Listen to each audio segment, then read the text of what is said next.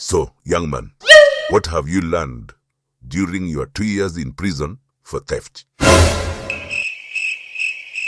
Chenye nimejifunza kwa jela, sabuni ikianguka usiokote. I mean, ni lesson gani umejifunza time umekuwa jela? Hata ukuwe na mbio aje, huwezi kimbia shida ya jela. I mean, a life lesson. Nataka kuwa politician, kwa sababu in politics, stealing is legal.